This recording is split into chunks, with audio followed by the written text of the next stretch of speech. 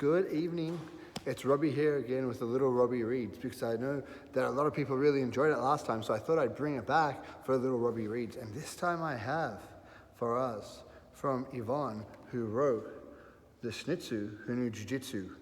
This is a very cool book. I got it for Father's Day last year. I love it a whole bunch. And the cool thing is Yvonne trains jiu-jitsu, does women empowered, a whole bunch of stuff going on for her. So it's really cool to see her bring out a book herself. So let's read The Schnitzu That Did Jiu-Jitsu.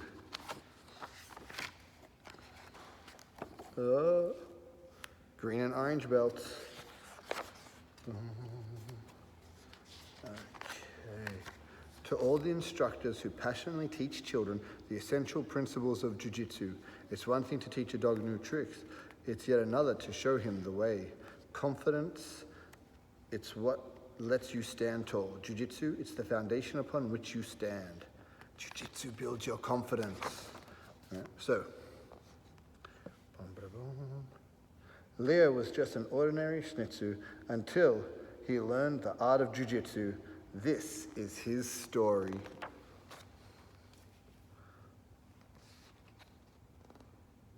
Like all Shih Tzus, Leo loved the outdoors. One day, as he was walking through his favorite park, he came face to face with a large pack of dogs who were notorious for causing trouble.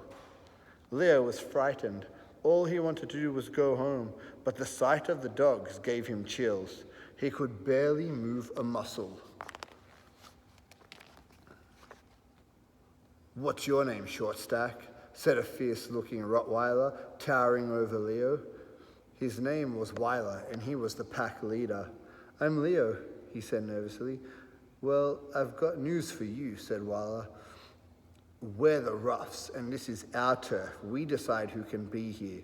But it's a public park, and it's my favorite place to play," said Leo. Weiler immediately advanced on Leo and pinned him to the ground. Then, narrowing his eyes and baring his sharp teeth, he growled, "This is the roughs' park, understand?" Leo cowered beneath the Rottweiler, covering his face with his paws. A few moments passed before Weiler let out a nasty laugh, then released him. "I'm just kidding," he said. "You should have seen your face. I tell you what, why don't you join our gang and hang with us?" Leo didn't know how to respond. He was scared to say no, but knew that joining the roughs wasn't a good idea. Trembling with fear, he gulped, then said, "No, I don't want to be part of your gang." "Oh," Weiler snickered. "You thought I was asking you? Well, you thought wrong. I'm telling you to join us." The rest of the roughs surrounded Leo threateningly, all of them looking down at the little dog. "I'll let you go this time," said Weiler, "but if we see each other again, understand this. I will make you join the gang. Now, run off." Oh, Leo bolted out of there. And look at them all standing around laughing. How rude. Well, Leo returned home. He wasn't his normal cheerful self. The roughs had given him a choice: either join the gang or never visit his favorite park again. "What should I do?" he whined loudly. "I love the park, but I can't face those dogs again." Startling Leo, a voice nearby barked at him. "Hey, you over there, what are you whimpering about?" Leo peeked through the fence into the neighbor's yard and noticed a doghouse. "Stop crying," continued the voice. "I'm not crying. We're pretty close to it. Tell me what's wrong and maybe I can help you." "Really?" asked Leo doubtfully. A female poodle appeared at the entrance of the doghouse. "Who are you?" asked Leo. "I've never seen you around before." "My name is Bonbon," said the poodle. "I just moved here last night." Leo giggled. "What's so funny?" exclaimed Bonbon. "Oh, nothing," replied Leo. "I'd picture someone else helping me out. It's just that I have a big problem and I'm going to need someone a lot bigger than you to help me." For laughing away. Bonbon smiled and said, "Don't be fooled by my size.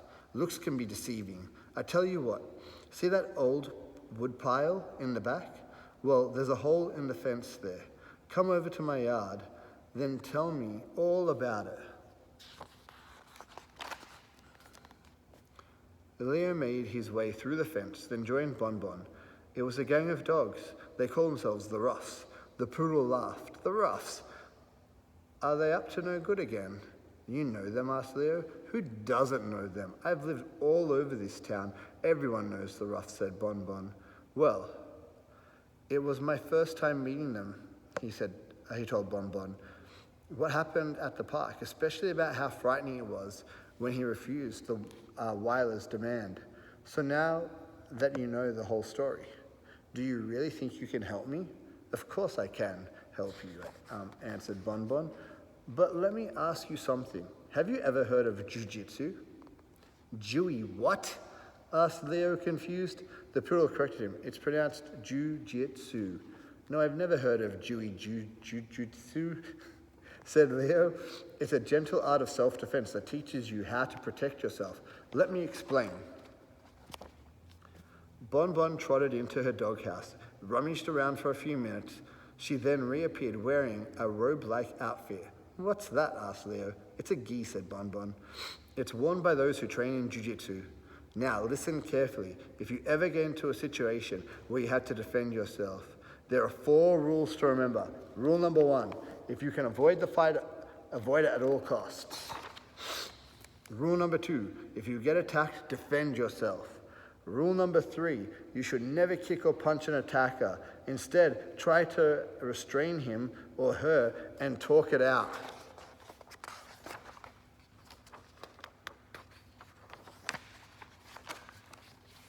But how do I do that? Asked Leo. When someone attacks you, explained Bon Bon, protect your face, move forward like a rhino, grab him tightly, and take him to the ground. As Bon Bon demonstrated the self-defense moves, Leo noticed how much control the poodle had over him. No matter how hard he tried, Leo could not free himself. Now, rule number 4 is very important, so pay attention, said Bon Bon. In Jiu-Jitsu, when you force your attacker to give up, it's called a submission. That hurts, yelped Leo. Well, of course it hurts, replied Bon Bon. That's why it's the most important rule. Before applying these moves, you have to talk to the attacker so you can give them the chance to leave you alone. Oh, I see, said Leo. Jiu-Jitsu seems great, but do you really think it could help someone as small as I am? Bon Bon laughed. Do you realize you're talking to a poodle? I'm not exactly big by any means. Now, come on, let's start practicing. As the weeks passed, Leo's confidence began to grow, and he became joyful again. He had learned so much about self-defense that the thought of the Roughs didn't scare him anymore. Finally, the day came when he decided to visit the park again. And who did he see first? The Roughs. Well, well, well, said Weiler. Look who we have here. It's our old friend Shortstack. Leo didn't want any trouble, but as he tried to walk alone, the Roughs surrounded him. There was no escape. I've been looking for you. Are you ready to join us? Said Wilder.